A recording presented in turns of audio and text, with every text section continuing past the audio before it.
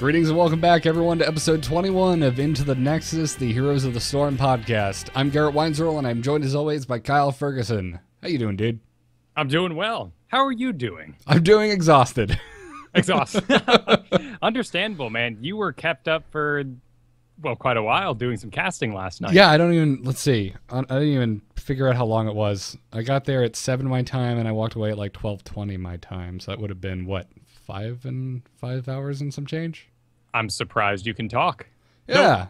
Though Hearthstone really isn't a screamers kind of casting event. No, but that being said, there was some really, and it's so amazing. The police are on the way to get me. There's some really amazing games last night. If you guys aren't familiar, I casted the Hearthstats League Invitational with Willie Dills Gregory from the Angry Chicken. Hearthstats.net. They're a stat tracking website for Hearthstone. They do some great stuff over there, but they just launched their league, and to kick it off, they had an invitational tournament with a bunch of pro players. So that's what we casted Group C last night. Unhappy with the stats available, they took it upon themselves. Yes, yeah, it's good stuff over there at Hearthstats.net. And we have a very similar website to talk about tonight for Heroes of the Storm. Though for some reason it's called Hot Slogs, and all I can think of is a nice hot log. All I can think of is hot dog. Oh, well, yours is a bit more appetizing. Yeah, they really should have just named it Heroes Log or Heroes, or just use the word stats, man, because it's stats. That's what we're looking Charts of the Storm. There you go. Anything's better than hot slogs, but we'll get to that in a bit. Yeah, I'm ready for the episode today. We had a couple corrections at the top of the show. Do you want to talk about them, Kyle? Because I know you were actually the ones that noticed that the corrections were sent in. Yes, they came from our YouTube, so thank you, everyone who is keeping a diligent eye on the facts here in the show. Kerrigan's talent I mentioned was changed. It was, in fact, changed in a previous patch. It was just the first time I noticed the fact that leaping at your enemy, then killing them, would then reset the jump. And then the Tyrande build has actually been around for quite a while. It just resurfaced on Reddit this past week where I saw it. And okay. An argument out there that we need to refer to as Priestess of Elune. Well, I understand that, that's the god they eventually gave her, but I'm going off Warcraft 3 logic here, where it said right there on her level up bar, Priestess of the Moon. Okay. I think they were yelling at me because I was the one who made that reference. But, yeah. Well, then I'm backing you up because Warcraft 3, man. They have a point, too. I mean, I've definitely sunk more hours into WoW than I have into Warcraft 3, and all Night Elves yell, "By the light of Elune!" Yeah. But yeah. Yeah, I have shame on me. My first main was a Night Elf. I should know this, but back when night meant something. Exactly. But yeah, so thank you for the corrections, and even more so, thank you for the nice, kind, not calling our mother's integrity into question while you're correcting us. I really appreciate that in the YouTube comments. Civilized feedback. Good work, guys. Good work. Let's get into this week's news. We're on, boys! Ha ha! Let's liven up this place! Can stitches play now? Point me to the stage. It's right here. The stage is right here, dude. What are you doing? There's some hot fixes this week, Kyle. There's some hot fixes. Thank goodness. Because this first one here was a doozy this past week. Yeah. We're not going to talk about all of them. Obviously, you can go over to the official site, or that's up on Reddit right now, or we have links in the show notes over at amove.tv/ITN.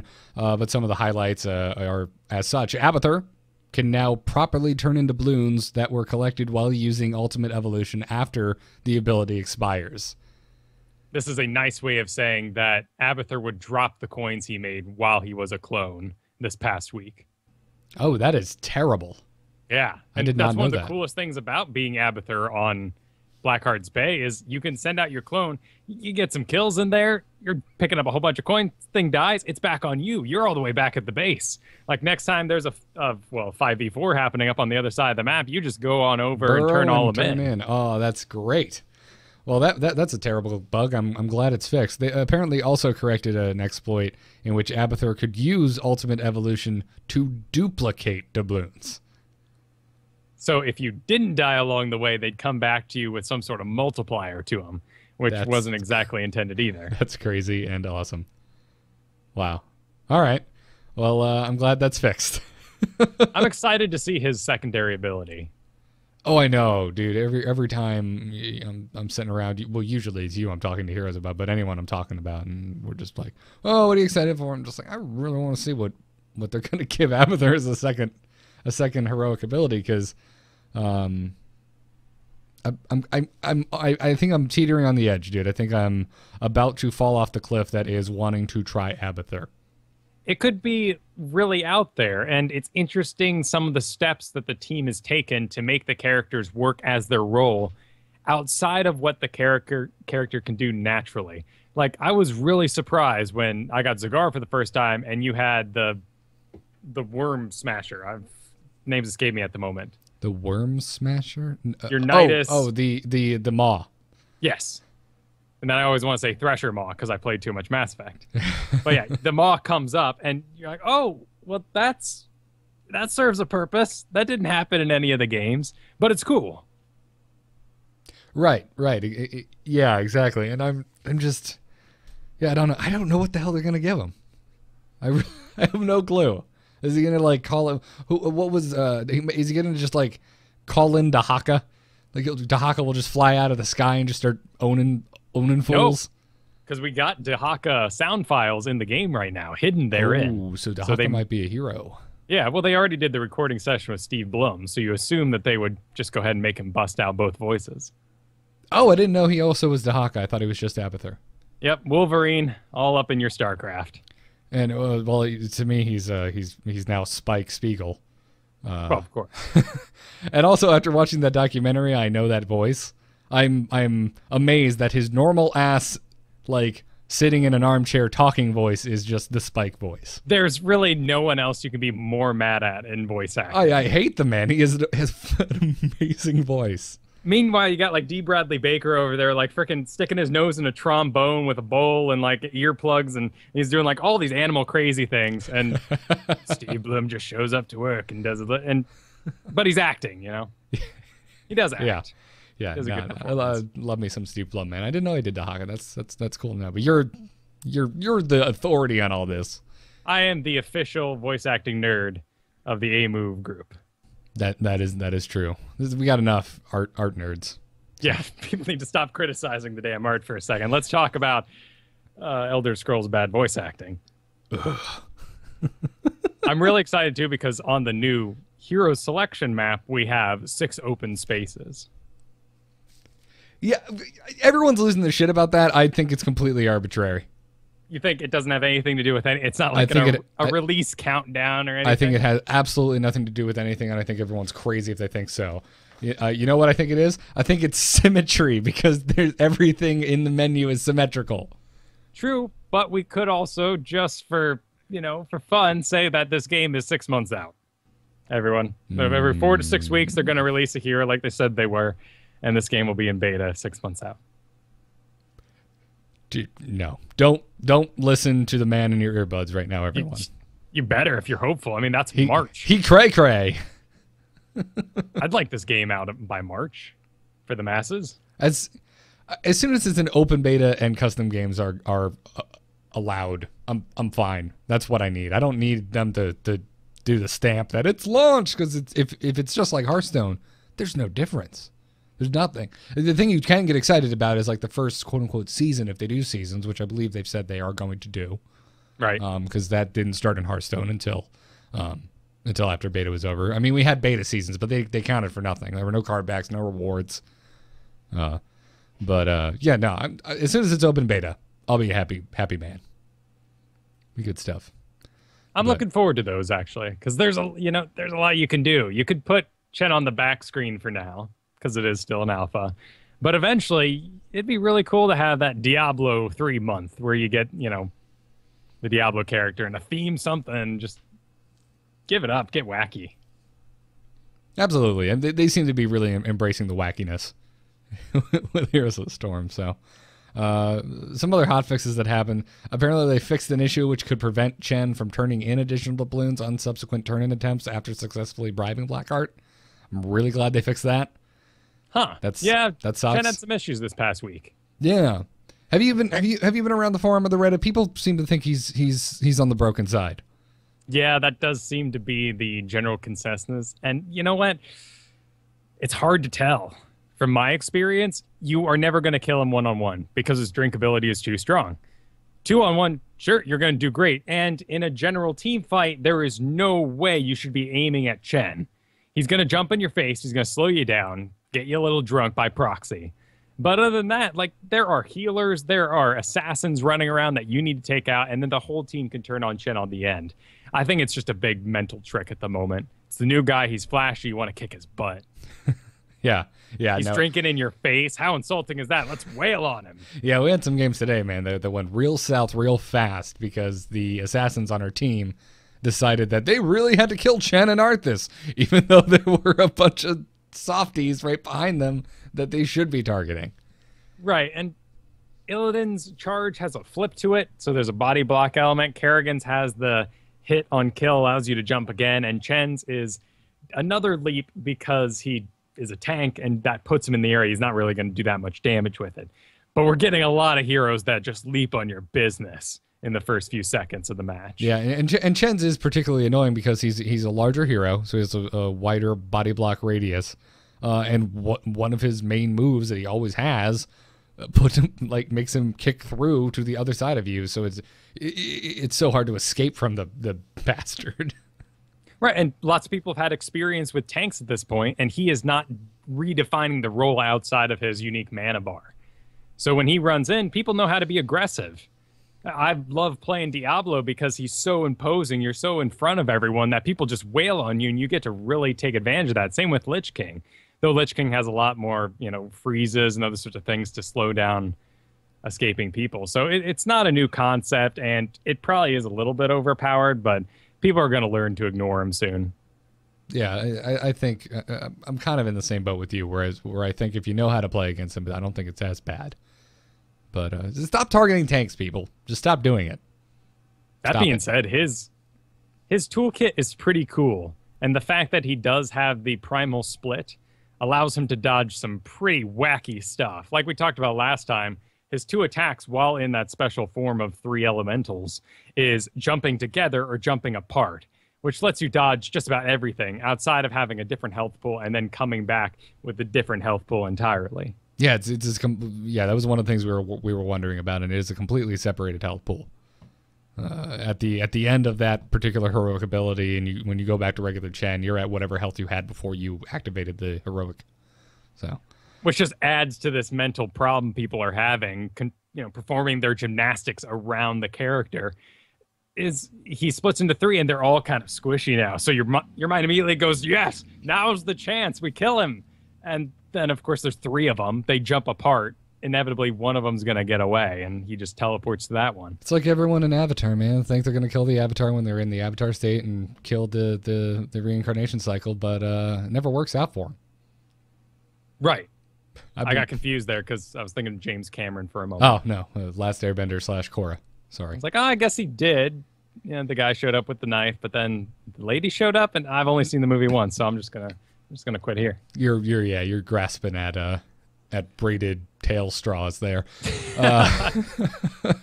Also, completing games in versus mode now correctly awards 30 gold per win and 20 gold per loss. I wasn't aware this was bugged. Again, though, as mentioned, I'm still sitting on a fat stack of gold, so I haven't been paying attention. Right, I went down a considerable amount of gold this past week picking up Muradin and Brightwing. But Muradin, really? You don't seem like a Muradin to me. I don't, mainly because I love Lich King and Diablo already. Why do I need another one? But I became fascinated when I got stun locked this past week. Oh, okay. I see. And it was a build the guy was doing where he put everything into Stormbolt, and then he got a talent much like Arthas's. Every 3 hits, Arthas gets life. This one is every 3 hits, you stun the enemy. And using, dual wielding, he attacks pretty fast, and you can get 3 hits off on a guy pretty quickly. And, well, there's a stun lock build for you out there. That's scary. I also know that feeling of, wow, I never wanted to play that hero, but he just owned me. I'm going to buy him. Yeah, the only one I don't listen to in my mind anymore is Falstad, because I can't stand him. He's not, I don't find him fun to play in the least. I had the same thing. I was in some games, got owned by a Falstad. and it's continued. I see false stats all the time, and they all do really well most of the time. They're made of paper, but right. You see a false stat, he just rocks you. You know, he flies in, he flips out, does a barrel roll, and has a shield at the end of it. And you're like, what? I can't even kill this guy. Yep. And then you start playing him, and you're getting blown with the leaves. And exactly. Yeah, I don't like playing false stat at all. It's not my cup of tea. But anywho, also they fixed a large amount of crashes and freezes and whatnot. Sure. So that's good to hear. So I'm sorry. What were you gonna say? Oh, I was just gonna say Brightwing was fun. I saw your tweet this week. Yeah, you just have to stand next to people to get big on the meters, though. Yep. But I liked it. It's actually harder than you think because a lot of teammates don't have that in the back of their mind. Like, oh, hey, it's a Brightwing. I should probably stick close. Yeah, or I should run towards the Brightwing or allow them to keep in cast range. Just in general, hopefully this game, with all its Warcraft players, will move over to Warcraft heroes, and we won't ever have that problem in this game where people run away from healers. But run towards the tanks, don't run away from the healers. The game's going to do great. Yeah, it'll be good. But man, you hit with Pelos. Like that was... I thought I was playing the game in slow motion because our biggest damage was a Sergeant Hammer, and everyone else was a Diablo and a healer. So, dude, the other team was nothing but assassins and wailed on us. But three supports and a Hammer and Diablo, it lasts a while. Yeah, it's you're gonna have to have a lot of throughput. And we ended up pushing it and winning it with my Peloey spit shots. If you get really good with your his Q ability, I forget what that ability is called, but the Sparkle Ball, yeah. Sparkle Ball. Yeah, you can go with that. If you can hit people in the center, it does a good amount of damage. It is impressive, but that takes some practice. Yeah. That I didn't have on my second playthrough there. Well, there were some changes in the store this week. First of which was, it hasn't changed yet, but we know it's going to. CM Spirian mentioned on the official forums that the Chen gold cost is actually temporary. We were talking about this last week. I was curious why Chen, who was $10, cost 15,000 gold when all of the other $10 heroes cost 10,000 gold.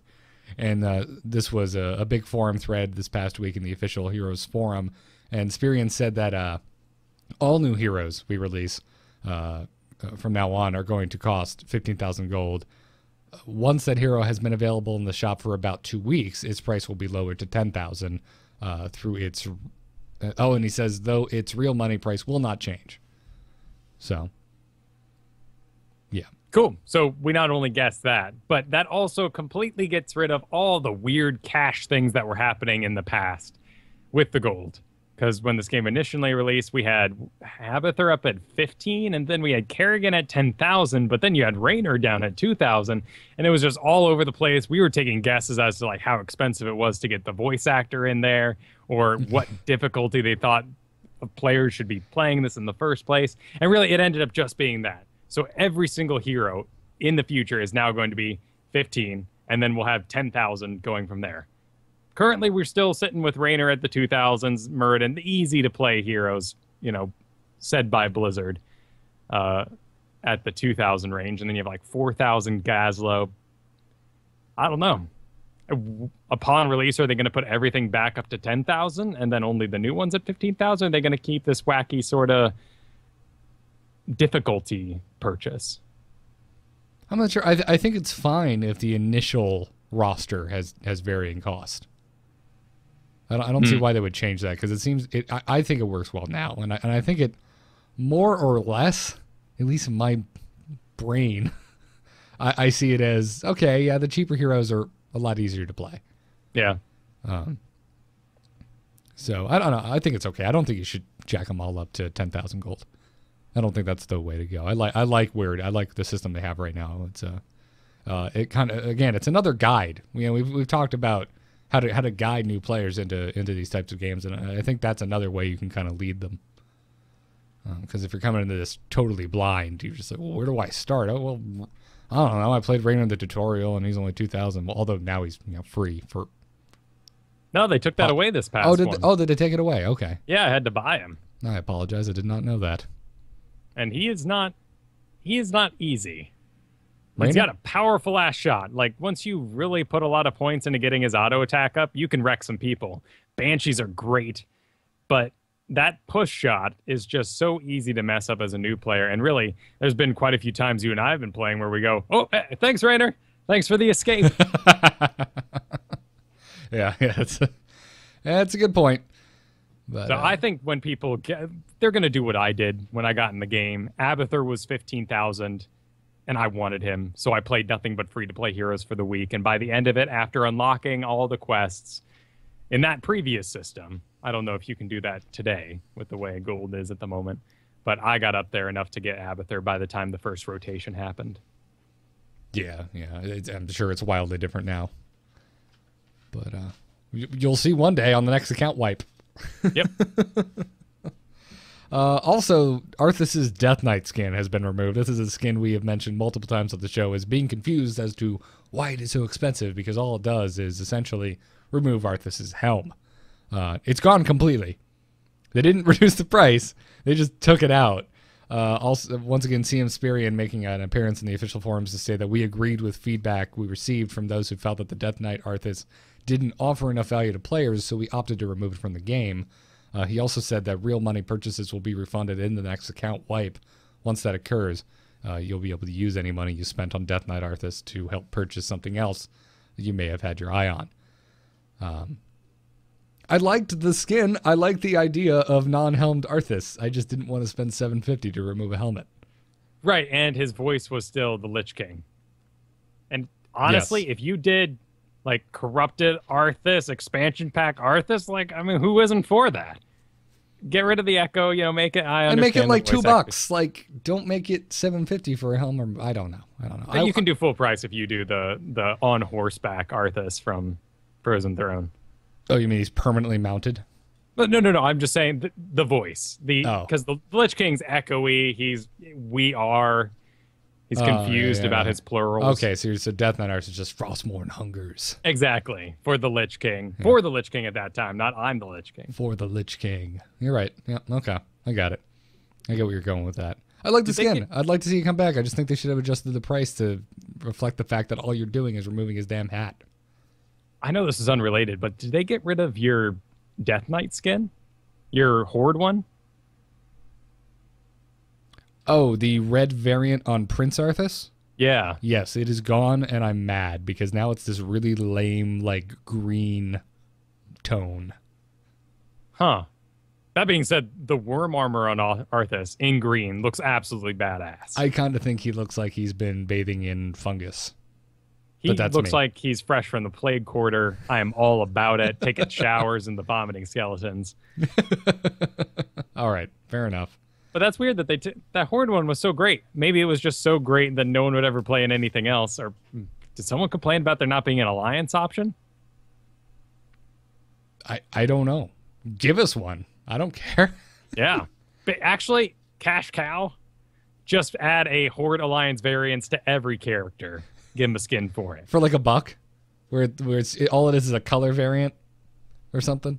Well, you squeeze the symbol on there. A little more work is done. Yeah. If you put that on a flowing cape, I can understand if that takes some time. Okay. I'd be down for that.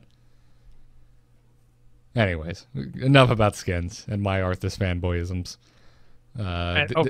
One more thing about skins. Sorry. Okay. The Brightwing thing in practice on the map actually looks pretty sweet with the Monarch wings. No, it doesn't. I like the black. No, you don't. I do. You don't. I do. I liked it. I saw it flitting at me. You're lying to yourself and to the world, Kyle. Maybe the player was bad. They had a master skin, but I did kill them a lot, so that made me feel good. Maybe that had something to do with it. It was like the master skin Lily we were playing with today. Yeah. Well, you said that looked all right. It did look all right. I hate me some Lily, man, but that master skin actually looks pretty dope. I like it. I will never ever use that master skin for Brightwing. Okay. I think it's the worst thing in the game. It's the worst thing since Stitch's nipples. Right now, you can just plow on ahead up to level 8, but getting to level 9 and 10 is, oh my goodness, what work. Yep. It's like hitting the new expansion in WoW. Just things slow down. Oh yeah, that's a good point. I'm like, what are you talking about? Now I get it. If you're doing a new character, and which you have been, And I want my, master skin for Diablo, even if I don't get to keep it. That thing's sweet. I love the green Megatron skin. But damn, I am not getting there quick. Nope.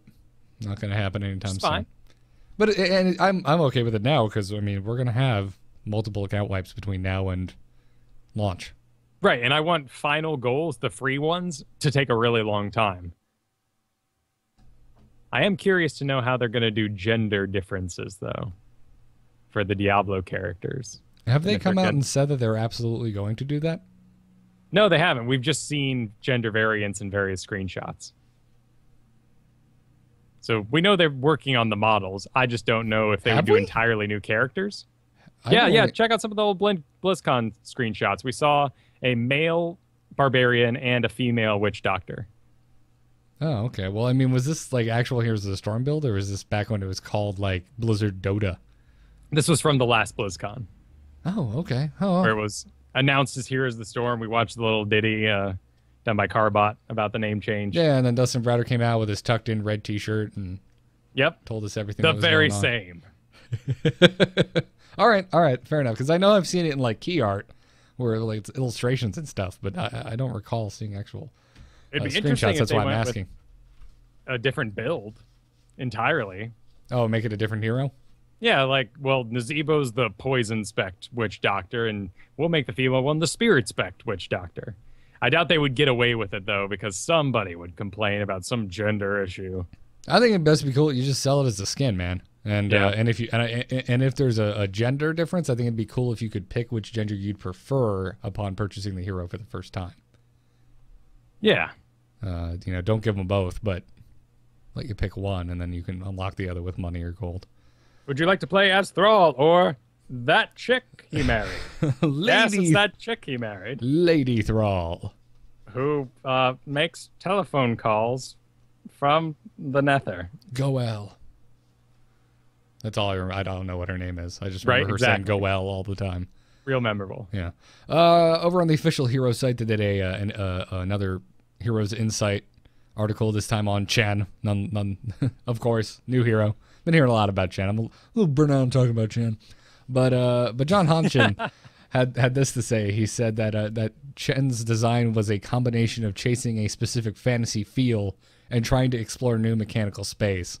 The fantasy behind Chen's trait was heavily inspired by Jackie Chan in Drunken Master, where Chan's character plays a scrappy martial arts student whose goofy fighting style is fueled by strong drink in the middle of a fight. Yeah. Have you seen this movie? I have not. I want to see it now. It's so that period, like late 80s, the camera styles, even the sort of Voltron-y feel of like oh no, every fight he's losing. Wait, he got an alcohol drink. You can do it, Jackie. That's amazing. It's all overdubbed. Check out Rumble in the Bronx too, because that's got to be one of my favorites of a Jackie Chan movie. If you've seen Rush Hour and you haven't seen Rumble in the Bronx, you're doing yourself a Jackie Chan disservice. No, I all I can think of in recent memory is Don't Say Shanghai Kid or whatever that was. The Rush Hour movies. Yeah. That's it. Oh, chat room, thank you. Agra. Agra is Thrall's wife's name. Good. We did it, guys. But okay, I'm gonna totally go find this movie now. It's on Netflix, actually. I was just about to ask if it's on Netflix. All right, I'm gonna watch this. What's it called? It's called Drunken Master. It's called Drunken Master. That's awesome. Yep. I'm gonna watch the shit out of this movie this weekend. But what I was gonna say is, Kyle, stop right here. You mean to tell me that Blizzard has been heavily influenced by something in pop culture, and they're using it directly to influence their game? No, never in a quest of World of Warcraft has a pop culture reference been added. Never did you click a character many times to find that they revealed a secret joke. Yeah, my favorite was always Ba Ram-Yu in Warcraft 3. You blew up all the sheep in the secret level. I like there's a goblin in Booty Bay that's named after the Plutonians in Aqua Teen Hunger Force. Oh. Yeah, I forget their names now, but I couldn't help. Yeah, I know not the Mooner Knights. Right. Moonanites were always the best. Yeah. That's Ignat and But the Plutonians were the other ones that they were like the triangle spiky dudes. With the fat ones with their sweatbands. The sweatbands. I just can't remember their names for some reason. But that was always my favorite reference because I was like, oh, I'm so happy that someone at Blizzard appreciates Aqua Teen Hunger Force as much as I do. Well, and then how much they talked about Illidan being redesigned completely. So he was more along the lines of Legolas. Oh, right. And I think that's a good way to go. Right. If you think anything really is wrong with this, boy, welcome to movies. It was Oglethorpe and Emery. Really? Yes. I never knew their names. Oh, man. I want to go watch some ATHF. Sadly, they only have the first 2 seasons up on Netflix. All of the Cartoon Network stuff on Netflix is crap because they only have 6 episodes. It's like, oh, wow, the only seasons I've seen 10 billion times. Thank you, guys. There's 10 times that much Adventure Time, Netflix. Let's get it on. But it's like George Lucas, was that man a writing genius? No. He just watched what was stereotypically like the best movies ever and put them all together. I mean, if you read Joseph Campbell's, Journey of a Hero, you go, oh, this is the plot of Star Wars. Oh, yeah, I know, obviously. And he was influenced by all the serials and whatnot. But it's something that we as Blizzard fans obviously notice a lot. Yeah. Especially if you play World of Warcraft, because it's the thing is just seeping with references. Anyways, before we move on to strategies, let's talk about Hotslogs. Hotslogs.com. You guys need to catch your name, but your website, you look like you're getting a good tool up and running here. It's hotslogs.com. And it appears to be a stat tracker for Heroes of the Storm, very similar to Hearth Stats down now, which I thoroughly enjoy for my Hearthstone's work. Yeah, this was passed on to me by Viper and Disco Rax. No. And they've been using it for a while. Oh, well, shout out to Viper. He's over on the esports team, and Disco, old school fan of StarCast, so we know he likes himself some hardcore stats. Esports grassroots enthusiast. Exactly. So I haven't tried this out yet. Have you had a chance? Yeah, so when you start a profile, it's a basic, make an account sort of thing, and then it's going to go ask you to find the name of your replay file, which is completely different than what your account name or your Taras number kind of thing is. This is just this weird file in your computer, and then it tallies up all the score screens from the replay file and gives you a rundown of your stats. It's missing some games. It seems to get a little confused at the moment when you play with other players in a pre-made group. It might omit some of those. But other than that, you get a pretty accurate look at what you do. And it's not like password protected or anything. You can share these around. So I've got mine one right here. Tyrael 100% with 1 game played. Which is actually false because I've played more than 1 game. I was playing with Kristen. So again, it's missing some matches here, but I am sad to see my Abathur at 15 games played is at 46%. I guess I shouldn't be surprised. So is this pulling from every game you've ever played, or just from when you start your account and onward? If you go click on like the expand button there, you can actually see some of the dates of the replays I played. So this is pretty much every file that's on my computer at the moment, since that initial time we had to delete everything and then reinstall back in. Oh, okay. What was that? June? Well, that's cool. I'm going to totally set this up after the show tonight. I'm curious. I'm sure Arthas is going to shoot right up to the top, I would think. But we'll have to see. Yeah. All right, cool. Again, like for me, I was really upset with my Abathur. Perfectly happy with Diablo with a 69.2. Maybe I can lose 1 game and put that at 66.6. Doing well as Zebo, play a lot of Zagara, and I'm wasting my time. But this also has the statistics for everyone who is on Hotslogs at the moment. And this is actually the tool that is being used to understand if you are pro enough right now, because there's no way to see your MMR. And the way that teams are getting together and some of the pro teams are establishing themselves is by looking at each other's statistics on this chart. And so overall, for everyone playing Here's the one that puts their stuff up on HOTS logs. Falstad is winning out with a 60% win rate. Really? Falstad. Yeah, after we talked about how bad we are at him, apparently everyone else is really good at I don't like playing Falstad, man. I don't like it. I don't The like most it at games all. are being lost right now by Illidan, which isn't too big of a surprise, actually. He seems to be having a bit of trouble. He was really rocking it during the Artifacts time because his basic attack is really where it's at. And since then, the hit to his overall damage has been substantial. Gotcha. Okay. Illidan's just, I mean, he's tough to play. I mean, so is, in my opinion, so is Falstad, and apparently people are going in face with him. But I don't know. When I think about like what heroes I feel like I have to put the most into to get anything decent out of it, Illidan rises right to the top. So I'm not too surprised by that. For me, I have a really great win rate as Kerrigan, and I do pretty darn well with her when I play with, my friends and premates, because like Ben and I have this great thing where he goes Rhaegar and everything he gets like gives me a shield and increases my basic attack. And then I just up everything in basic attack and we're rocking it, doing this 2-man team thing. But with Kerrigan and most assassins, I find that I don't have as good of a time. Like, I just don't feel as jolly for the duration of the map because there's always that chance that when you are at the level deficit, there is nothing you can do. Like Zeratul, you'll play your first game and you'll win. You'll just rock everyone, teleporting, destroying, flipping around with your laser sword. And then you'll play a losing game and you're just in the dump trucks and there's nothing you can do. That's how I feel when I take Nova out, man. It's just like, everyone's dead, it's just me. I can't engage people. Yeah, sure, I do a lot of damage, but what am I going to do about it? And those are always the game with the dead dude that's just pinging the shit out of the dragon shrine. Like, go, what are you doing? Go get the dragon. I'm just like, I'm Nova. They're all alive. You are all dead. Yep. Are you insane? In the top 10 here, you can pretty quickly pick out, the heroes we've been talking about for a while now as the solids: Kerrigan, Tassadar, Tyrande, Arthas, Tychus, Stitches, Uther, Nazebo. These guys have great win percentages.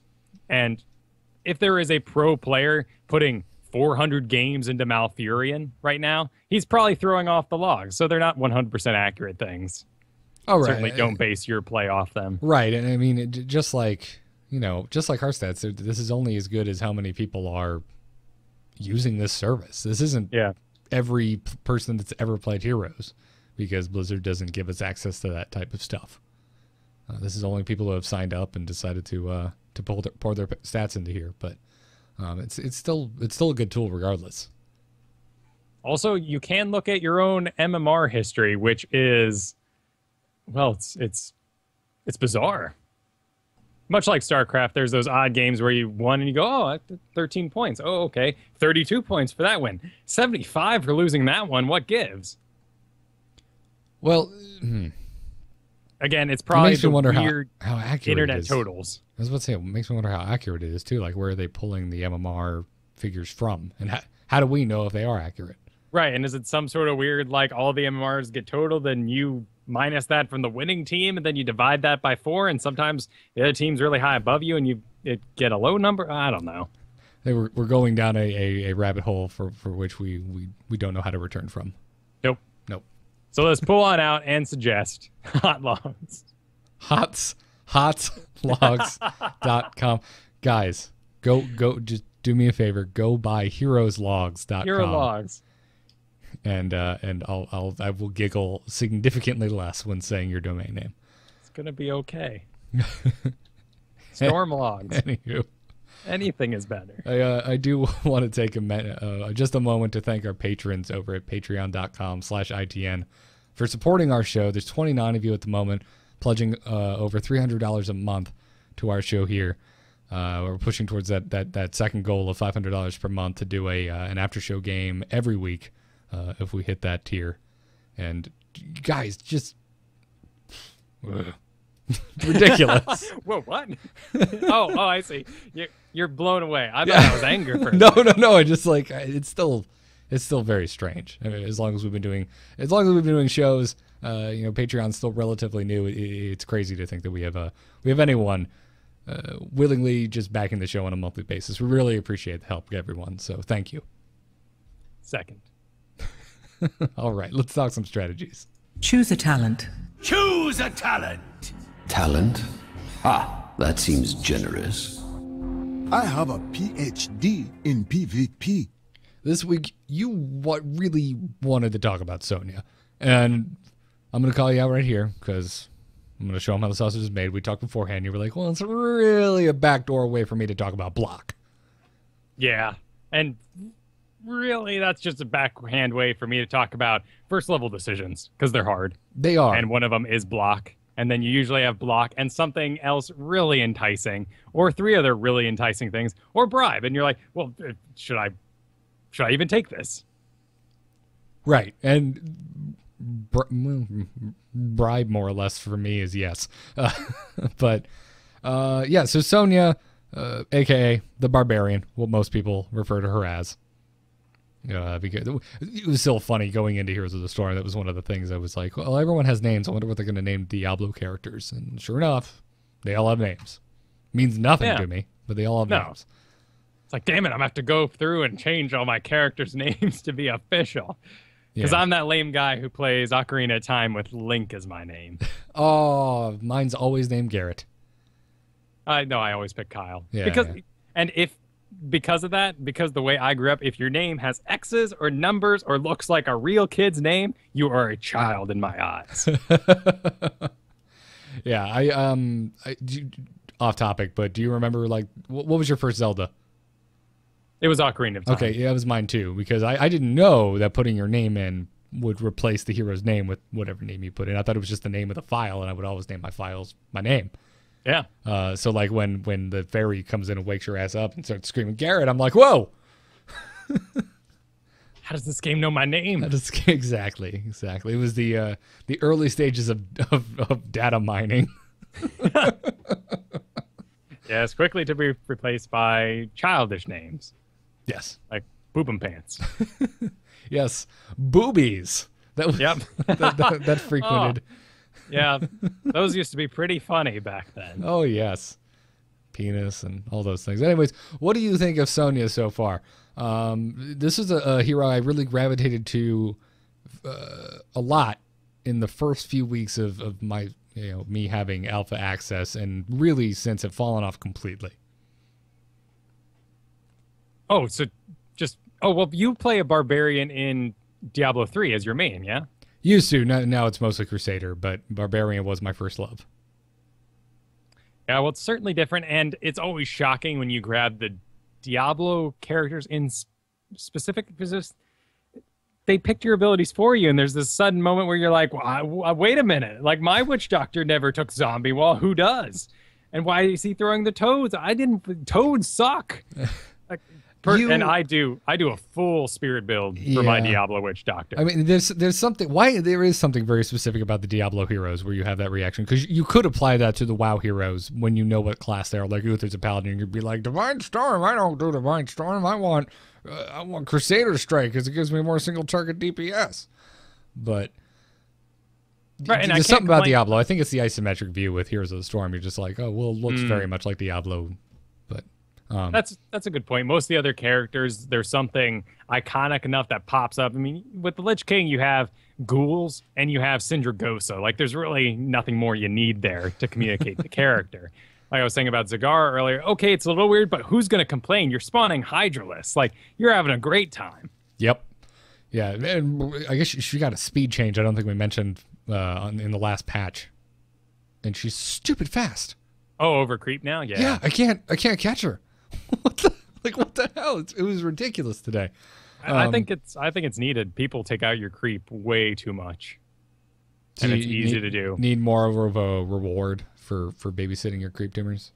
Perhaps, yeah. I think going into the future, when you get to draft mode, especially, like there's going to be people who see you pick Zagar and they go, "Well, we need a Brightwing instead of a Rhaegar because we got to be able to hit that creep tumor that's invisible." Why Brightwing? Because she's got the pew sparkle ball shot. Oh, right. Well, yeah, but I mean, there's plenty. I think there's other heroes that are better. Anyone with a frontal cone like Vala or Sonya's Whirlwind. Right, but I was saying, support in the realms of support. I guess you could go with a Tassadar as well. But I only take Tassadar if the people on my team aren't worth healing in this situation. Yeah, Instead, they have so little health that they would benefit more from a shield. Yeah, in the when I first got into Heroes, I was really enjoying just the mobility and how folks got around, and I was so excited to play Arthas that when I got to him, I was really disappointed because he was just sluggish and he had no escape mechanism. That was until I realized, well, really, Howling Blast is his escape mechanism. You just need to not suck with it, Garrett. But we didn't have Death Coil at the time, which did a lot for the character. No, Arthas was rough when the alpha first launched. But Sonya, on the other hand, I really gravitated to her because she was leaping all over the place. She has Ancient Spear, which is like the opposite of Stitches. It's the bring me to you chain instead of bring you to me chain. And so she can, she gets around. A Whirlwind is a highly mobile move. So in the early days, I really enjoyed Sonya. And I don't know what has changed. I've gravitated. Obviously, I play a lot more Lich King now, and now going back to Sonya this week because I knew we were going to talk about her. She's so squishy as far as all the warriors are concerned. I realize she's really good lifesteal, but she needs it. Yeah, or it's not. It's actually not technically the lifesteal because you're not taking their life and bringing it. It's like all of it is you're gaining health based on a percentage of damage that you have done. Right, and she's also gone through 2 major overhauls over the course of the game, changing up the way her abilities work and how she moves with them. And so it's about time we got to talking about her in general. So first thing you're going to notice from the initial alpha was that she was very much based on all damage getting a damage lifesteal. Now it's only Whirlwind, and Whirlwind is her ability that allows her to move through objects uninhibited, which means you're going to have a great chance, again, getting out of Stitches, piles of body blocks, or an Illidan jumping over the front of you. Right. Well, you have to, if you want to be completely impervious to that type of stuff, you need to spec into it. But it is still good for getting around. I forget which talent it is.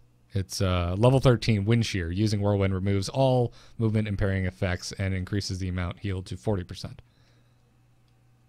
And then also, anytime she uses an ability, you then get 10% movement speed for 4 seconds. So you kind of combo up your abilities to run in and out of situations. Whirlwind might not be the best to get away because you're stuck casting a spell for over 4 seconds, leaving you only with that 10% you had. Well, you can cancel Whirlwind. Oh, yeah, I know. But just people have a tendency to spin and try to spin for the entire escape. Oh, right. Gotcha. Yeah, no, I frequently am like canceling it and then like ancient spearing into an enemy creep that's farther ahead of me as an escape mechanism. So I feel one of the big conversations with her is her level 1 talent. And you have this mind-bending choice between block, which is you get 2 charges of reduce incoming basic attack damage by 50%, or 25% of all attacks heal you, or the 25% of all damage heals you. All basic, on basic attacks. On basic attacks, which is a really important point to make. Yeah, no, there's War Paint, which is the 25% heal, off of damage dealt, off of basic attacks, and then block. There's also Endless Fury and Shot of Fury, but the first 2 I just find so much more intriguing because, as I said, I find her squishy for a warrior. So these War Paint and block both seem very attractive. The particular eye build I like to do, which is a completely 100% Seismic Slam build, doesn't really need me to have a lot of Fury to pull it off. And my Maximum Fury may be great, but I think of that skill in general across all games as a training wheel. If I have the choice between doing 10% more damage or having 10% more ammo, I always choose the damage because the ammo is a training wheel. Ultimately, I need to learn to reload better. I need to make sure I have cover, and then I sit there and reload after a few good shots. Just building up this huge pile of Fury that's going to decay over time, like what if you don't meet the battle? There's a lot of chances that this talent does nothing. That's a good point. Yeah, no, I don't mess with either of the Fury level 1 talents as well. I gotta say though, I tend to go for War Paint because the extra healing, just for whatever. I have no stats to back this up. Sure. but it seems to work out better for me when I play Sonya. I find I'm doing so much dancing in particularly big team games, and then really honing in on that last guy, that the couple of hits I get in between mega slams that I'm unloading on the dude aren't going to be worth the health that I get back, because really it's just those small auto attacks here and there.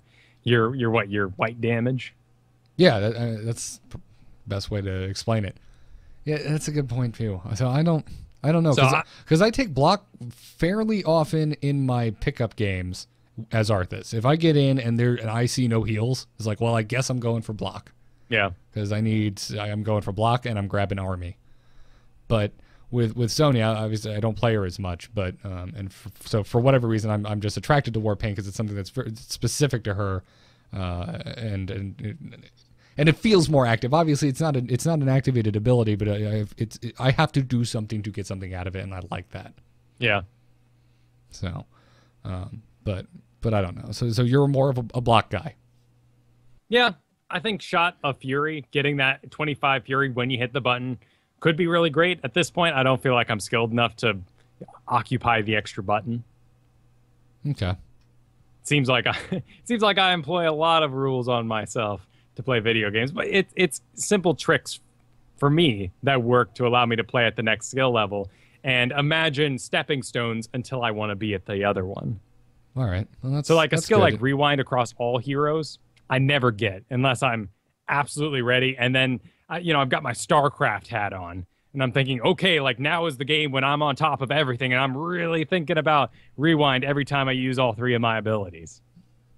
But most of the time, I'll pick something passive. I'm here for fun. I like Rewind, man. I mean, I don't know what that draw was I just got into, but I like Rewind. I don't see any reason not to use it, but that's me. The one more thing I want to say about block before I move on is take into account whatever heroes you're playing against. If you I almost always go for block if there's a Vala on the other team.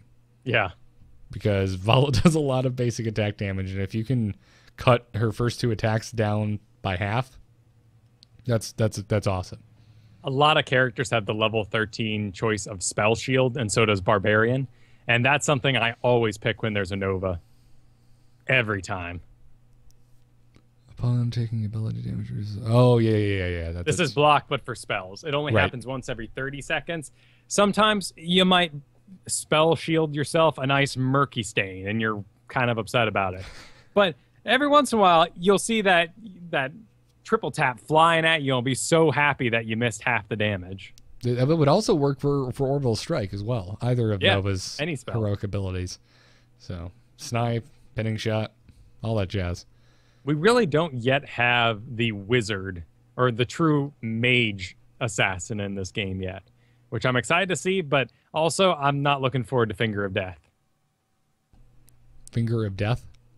It was a Warcraft 3 spell that made it into Dota, and it was just a huge amount of damage. Lion uses it. You run up, you stun, you do about 300 damage that, and then you zap them for 1,000, and the whole idea is you are instantly using your ultimate, which could do a lot more, to kill one guy, removing him from the fight. Oh, gotcha.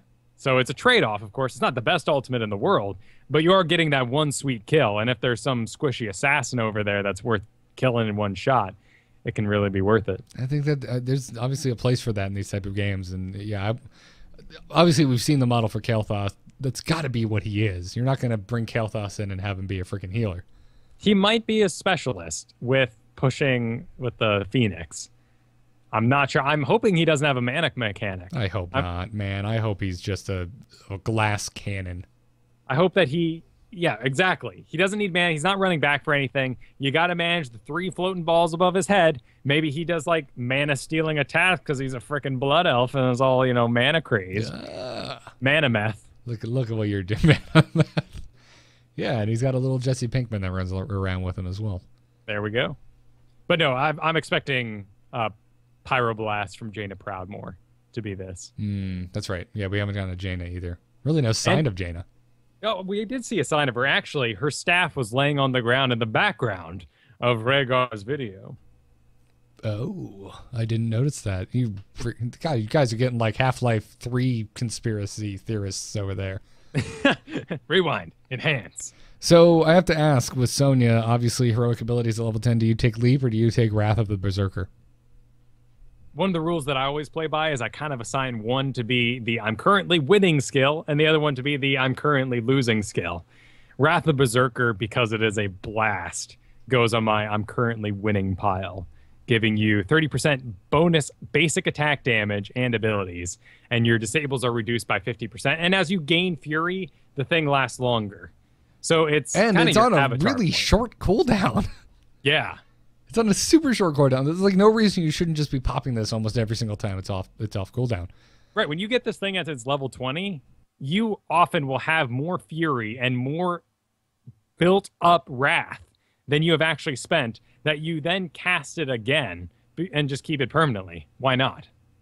Or you leave it because it makes you feel good. No, it actually gives you that, because you use an ability, it gives you the 10% movement speed. Yeah.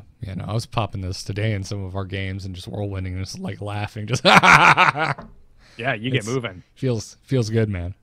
Leap is cool offensive. I've seen it used amazing. Its level 20 ability to make a crater is a lot of fun when you are fighting people who is worth getting that cradle for. There are certain heroes like Vala, you'll be like, yeah, oh, just like jump, slam in there. She just flips out. Or Muradin just jumps. So there's a lot of heroes that just completely deny her level 20 augmentation. Yeah. In which case, Resurgence of the Storm. But I've been taking that like almost on every hero who can get it this week. There's really no reason not to on a warrior. You're going to die at some point, and it's great to come right back. Yep. Yeah, the only warrior that doesn't have this. I love it as Arthas, especially when there's a Diablo in the other team. It's just like, you're not the only one who can do this. Just right. Diablo has it as a passive ability, but his takes time. He doesn't even get it at level 20.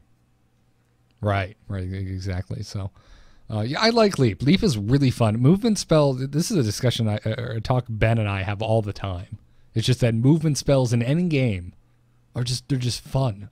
Whether or not they're useful or not. I mean, you think about Blink in any Blizzard game, whether it's the Wizard in Diablo or a Mage in World of Warcraft, is a stupid fun spell to use. I think World of Warcraft feels a bit antiquated because it doesn't have a dash mechanic for every player. Like, I'll go and play. I love Fallout 3. I love Oblivion more than Skyrim, but I will often play Skyrim more because it has, hold down a button and run for a little bit, because it feels epic and the camera shakes. There's a dragon screaming behind you, and you're not just, well, another day. Well, if you ask me, Skyrim's the only playable Bethesda game that's ever been made. But right, but look at, every MMO that comes out these days, Guild Wars. What was the space one that I heard so much about and then never heard anything? WildStar. All those games have dives and dashes. And dwindling player numbers. Yep. I enjoyed WildStar, but no reason to stay. It's a gorgeous game. I love the art style. It's the natural problem with MMOs right now, is it scratches an itch, and ultimately you're going to go back to the one all your friends are playing, or the one you've invested the most time into. So the best MMO ever could come out tomorrow, and people are going to keep playing the one of their choice because that's what they're invested in. After playing a lot of Destiny, it has made me realize even more why my attachment to the lore of Warcraft is like a thing for me.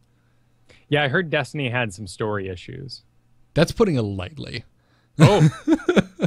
It is devoid of anything resembling a plot that anyone should give a flying shit about.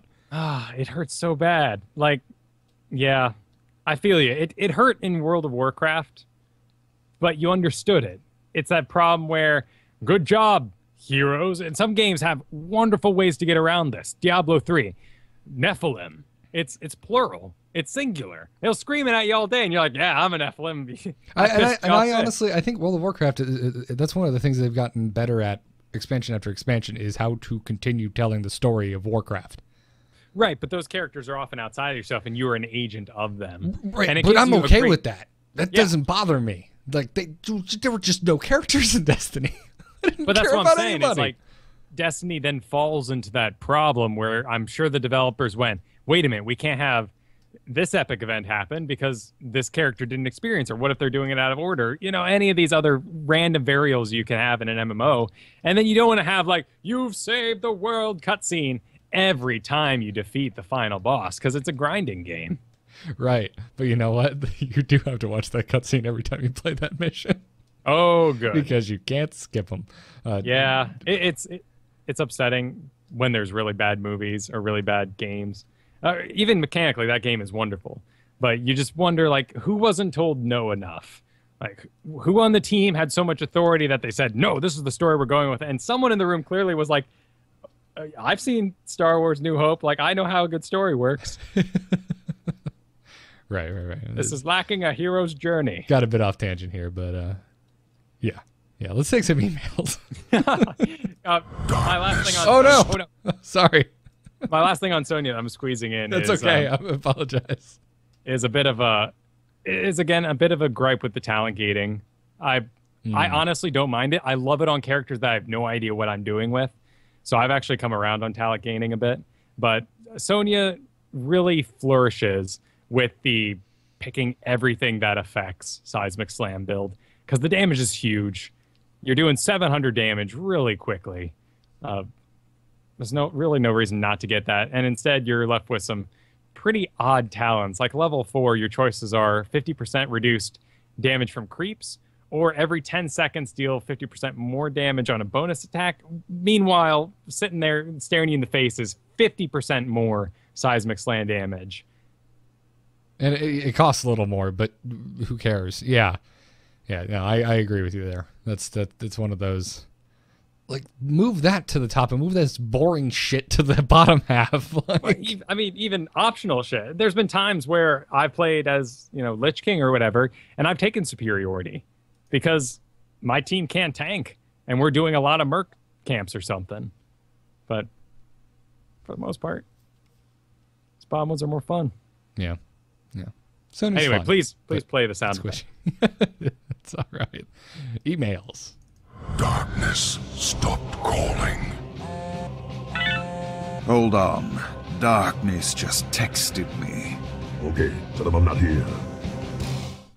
You can send your emails to itncast@gmail.com. Our first email today comes to us from Spaz Wesson, who's also a patron. So thank you to him. Oh, sweet.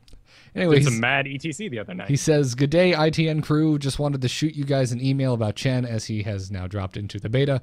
He seems to look nothing like Chen in WoW, or is it just me? I mean, he is a Pandaren, but his face is just not right to me." That's all he had to say. Are you like looking it up right now? I'm actually going back to Warcraft 3 Chen, where he looked like a pile of Play-Doh. I think he looks really similar to how he does in the cinematic for Mists of Pandaria. They definitely added a lot to his lines. His intense beard lines. Like originally in Warcraft 3, he was more of just a panda with a hat. And now that facial hair and sort of his brewmaster outfit has become more accentuated with the Asian styles of Mists of Pandaria. So I see how we got around to the one we have in here. I almost said the name of the show. Heroes of the Storm. It's all right. I do that a lot when talking about StarCraft, and I blurt out a Busy playing some StarCast. Yeah. Podcast. I think I might do some arena in the TEC.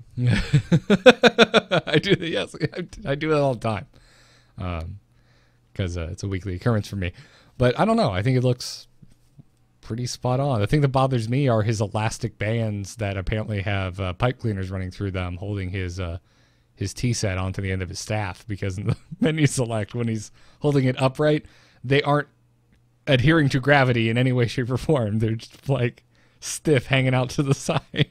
No, they do pretty well once he's moving around, though, and it is funny Right. that he's slapping people with a tea kettle. With delicate porcelain tea kettles. Yeah, like it makes no sense. It's a bit more imposing when he has just the stick covered in a mace, basically, in his brewmaster skin. Right. Right. But I don't know. It looks like Chen to me. Lily, on the other hand, I don't know. But Lily looks creepy in World of Warcraft, and she looks extra creepy in Heroes of the Storm. So I just say success. Yeah. She looks like a fuzzy ET. It's creepy.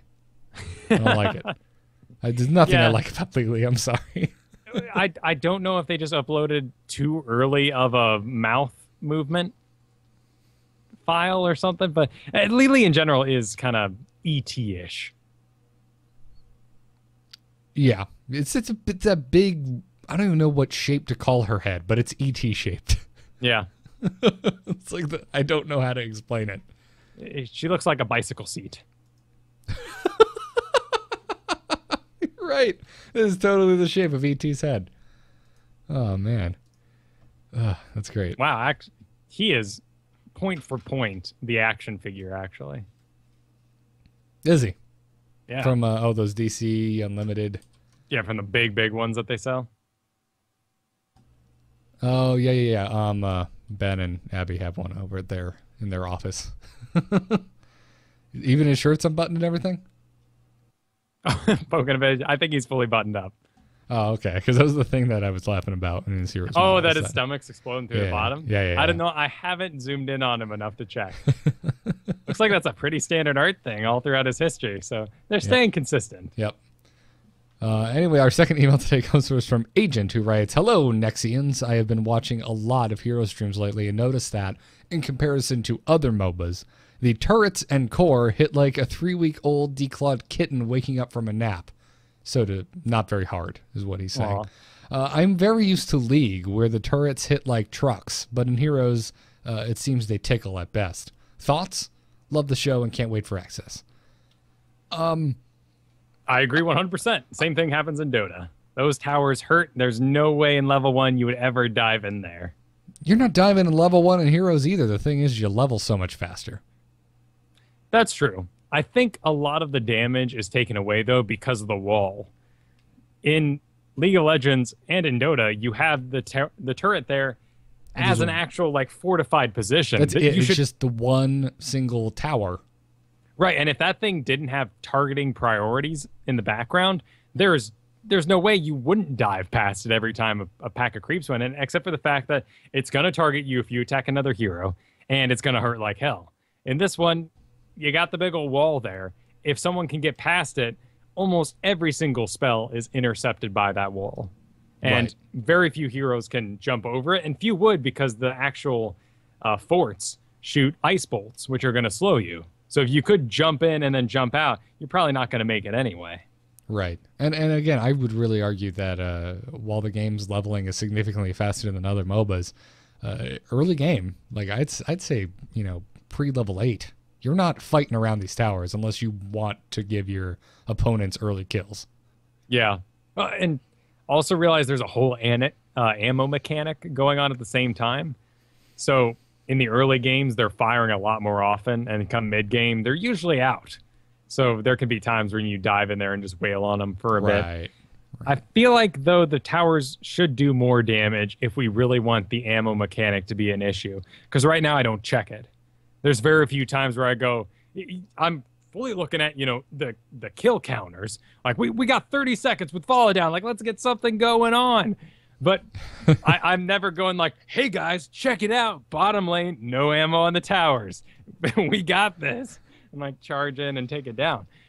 But there are talents that affect ammo. They're on Zagar, on Raynor as well. There's these talents where whenever you do a basic attack against a building, you take away ammo from it. And right now, that doesn't have any gravity. No, not really at all. I agree with that. Okay, that's a good point. Now you're making me want the towers to do more damage. Although, I don't know, maybe make them scale better, because obviously if you make them do more damage, they already damn near one-shot you at the early levels. Right, and, well, there's 2 towers going at once, so they're 3-shotting you. But normally if you dove for someone, you're getting yourself killed anyway. Yeah. But getting that talent, it's a level 1 choice. And it'd be a different matter if it was, level 7, where you're kind of okay, I'm feeling out this game. Everyone kind of likes the laning phase. Cool. As Zagar, I'm going to make the choice right now at level 7 to be a building pusher. Do 10% more damage and take away ammo. But right now at level 1, you never know how the game is going to go. It's a complete waste. And something like Blackheart's Bay, where you show up and you go, I'm never spending any time in lane. I ain't taking mules. I ain't taking spells that heal towers, because the cannon's just going to kill everything. Yeah. Yeah. But that's just one of the many other issues I have with Blackheart's Bay. Sure. That's also because it's the most different. So, of course, a lot of the talents aren't going to quite be plug and play there in the same way. There's going to be clear advantages for a different map of that style, like there are in, StarCraft maps where there's a big open area. And guess what? Air is good for some reason. Yeah. Yeah, exactly. The big open area in the back of your base is like, I wonder what's going to happen here. It's certainly not Banshees. So I would love to see a little... I think scaling is the best thing that you said here, because I don't want to see the straight-up damage increase, because if I was on the receiving end of what I do to people in Diablo, and I grab them and slam them into the towers, like, that's annoying enough with some fat ass blocking you the whole way out. Chat room is just like, Garrett's list of Blackheart Bay dislikes is growing. No, it's done. It's as long as it can be. It basically just says at the bottom, I don't like playing this battleground. Yeah, I look right here, and I have 5 times I've written I don't like it. No, sir, I don't like it. But thanks for... Hot Slogs, it is actually my lowest wind map. I really hope we get vetoes a la StarCraft 2 ladder. I think we all do. Because that sucker is getting a big fat red X through it the second I get the chance. And, we're all saying that right now, and one part of my mind is saying, well, let's wait until they reach that, 6 or 7 map pool that they're going for. And then I go, wait a minute, is there something that I'm going to downvote harder than Blackheart's Bay? I don't even want to see that thing. That's a dark future you just explained or previewed. I don't want to live in that future. Guys, Murloc map. That's like the future where the T-2000s are stepping over skulls of people. Get me away. I don't want it. Thanks for your email, Agent. You've taken us to a really dark place. I appreciate it. But, again, if you guys want to send us emails, write us at itncast@gmail.com. Let us know. What were some topics this week we'd like responses on? Trying to think. If you're unhappy with hotfixes that are making the game play the way it should, let us know. Anyways, I think that'll about probably our biggest mystery discussion was the female-male versions of characters. Oh yeah, I would love to hear some people's thoughts on that. How do you think they should handle gender variants for some of the heroes in Heroes of the Storm? Yeah, just write in itncast@gmail.com. That'll do it for this week's episode. As always, I definitely want to thank our patrons over at patreon.com/ITN. Thank you guys very much for backing us. This week, I wanted to thank the following patrons. Big thanks to Ryan Davidson, a.k.a. Discorax. Dude, thanks. Matthew R. and Clara B. Thank you guys very much for being a Patreon of Into the Nexus. And also to our iTunes listeners who are dropping reviews over in the iTunes store for the show. We really appreciate it. We only have one new review this week, but I wanted to thank Mouse Divided. Oh, I see what you did there. I see it. And as always, Into the Nexus is a production of amove.tv. It is also produced by Patreon Declan H. You can see more about this and all of the other amove shows on amove.tv. Email us at itncast@gmail.com. Catch us live every Thursday night at 8 p.m. Eastern on twitch.tv/amovetv. Catch the VODs if you want to see our delightful faces moving our lips in sync with the sound that you're used to hearing without faces over on youtube.com/StarcastShow. That's where you can find all the past episodes. Next, we'll show you the gramophone. Good Lord. Last time on Into the Nexus. Yeah, go check out the YouTube. Follow us on Twitter at ITNcast and check out BrianGriffithMusic.com because that is the musician, words are hard, who made our intro music for the show. Check it out. For me personally, I can be found at Garrett Art on the Twitter. 2 R's, 2 T's in my name. Don't forget it, or you won't get the right dude. I'm not sure there's a 1 R Garrett Art out there, though. You just might not get no one. That might be how it works. Also, nomoonart.com is my graphic design portfolio, and a forum is there where you can contact me and contract me for some freelance. Check it out, and listen to the Angry Chicken Hearthstone podcast. You've heard of it. Kyle. Where can people find you? You can find me at Kyle Ferguson. You can find me at kyleferguson.com. You can also find me on Biggest Fan Podcast, where this next week we do our monthly show, and it is going to be about Dead Space. What? Yes, getting ready for our Spooktacular October events. Is there more than one Spooktacular October event? Well, since it's monthly, we're just squeezing an extra one here in September, and then we're going to do another. So it's your pre-tacular October or slightly spooky September event. You should work in a marketing department. I should. I can make bad puns. I'm ready, Nicorette Gum. And you can find me over at A Move Radio, which did not record this past week. Ben is out of town. In fact, he is nowhere near a town. He's in Switzerland. Yeah, no, he's not in the country. He's not on the side of the globe. I think over there they call the towns hamlets. If that's a joke, I'm not catching it. They actually do call them hamlets. Oh, okay. I wouldn't know. I would not know that. I don't think that's a Swedish word, but shires. You mean a Swiss word? Because he's in Switzerland, not Sweden. Anyways, check all that out. Did you mention KyleFerguson.com? I did. Okay. KyleFerguson.com for your voiceover needs. Also, check out doghouse.systems.com and tweakedaudio.com. Use the code ITN. It'll get you double memory on your next Doghouse Systems gaming rig, as well as 30% off and free shipping off of your entire order of noise-reducing earbuds from Tweaked Audio, which I also didn't know work just fine if I plug them into my PS4 controller, because that PS4 one is crap. The one that came with it. So I've been using my tweaked earbuds as my Destiny headset.